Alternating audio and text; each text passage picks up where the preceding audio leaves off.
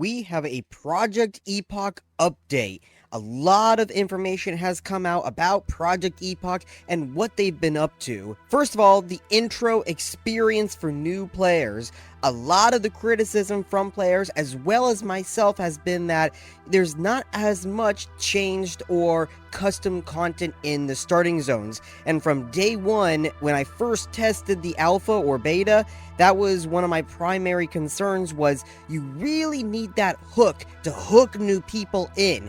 You just need something to say, we are different, this is all custom, because aside from a couple of changed quests and changed NPCs here and there, it didn't really feel new and custom, especially in the intro areas. So they've taken that to heart and they're going to be changing up some of the secondary towns. And by secondary, I mean like the level 5 to 10 hubs, which right here you're going to see footage of Razor Hill.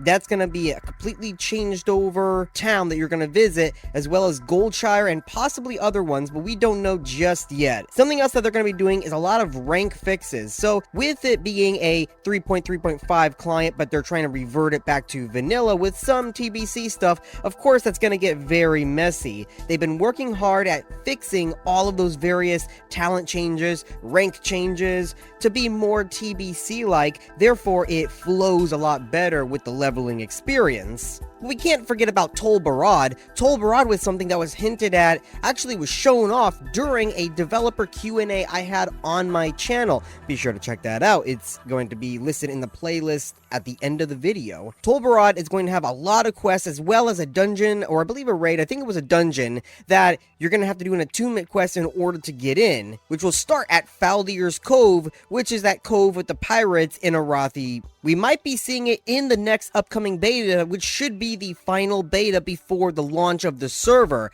As such, we're going to see a lot more endgame zones that will be revealed over time, one of which they just spoke about, which is going to be a new quest chain revolving around the various Night Elven ruins in Winterspring, where the quest that starts off this chain of events is going to be in Everlook. They've also hinted at some quests that are going to revolve in Azhara that are going to have Naga attacking various shipwrecked people that are stranded and can't get help from their hometown of Booty Bay. So you're going to have to go and help them. So definitely loads of new custom quests are coming with various new zones or just revisited zones. The world difficulty has been a little bit hit or miss with some players, but it looks like they're going to be touching upon that as well, with some of the creatures not being as buffed, so they were a lot easier to kill than a normal vanilla. So they're going to be increasing and buffing all of the creatures in the world, especially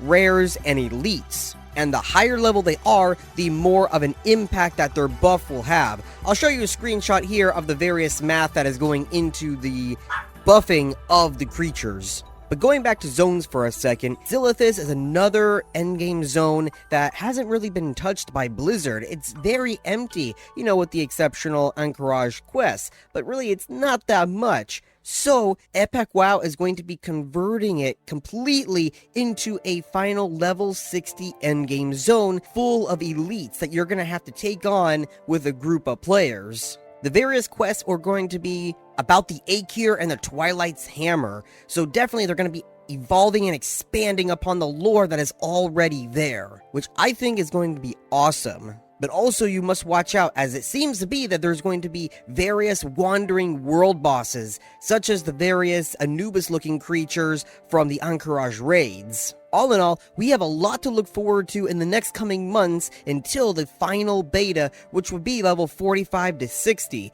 After this final beta, we can definitely look forward to the launch of Project Epoch, one of the most hyped and anticipated servers of the various Classic Realms servers, or at least the custom servers. So definitely if you want to see more news, updates, and even streams about Project Epoch, make sure you subscribe to this channel. I cover Project Epoch, I cover Turtle WoW, Warcraft, Felmis, Azeroth at War, and Duskhaven, as well as a few other ones. So I will see you next time on the next video.